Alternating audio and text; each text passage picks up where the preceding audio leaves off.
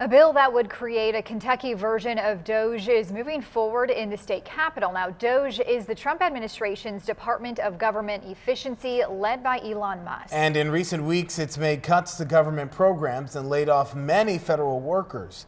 Carolina Busick shares how this program will look different in the bluegrass.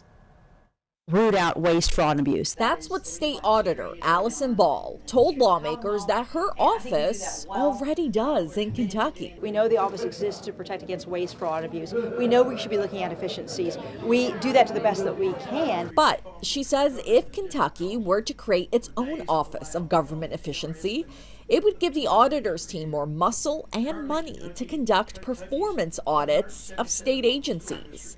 And this bill, Senate Bill 257, would make that happen. The auditor says the bill doesn't really change much for them. They would continue to do their audits, but now the auditors would also be required to make a report on their findings to the governor and the legislature.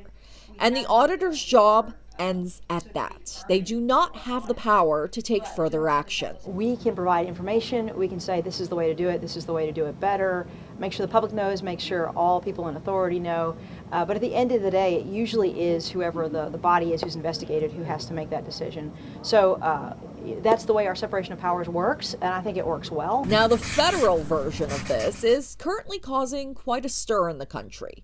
The Trump administration's Department of Government Efficiency, also known as DOGE, is making many cuts to the government. Now, on the federal level, DOGE's work is creating some anxiety for government employees, specifically about job loss. So would state workers here in Kentucky need to worry about that as well? Well, lawmakers in support of Kentucky's bill say cutting jobs is not their goal. The state employees will have fear of losing their jobs. That's not what this is about. So how would it work? You have some cars and vehicles that you might not need, how you want to sell them or get rid of them. Why do you have 10 cars when you have 6 people using them?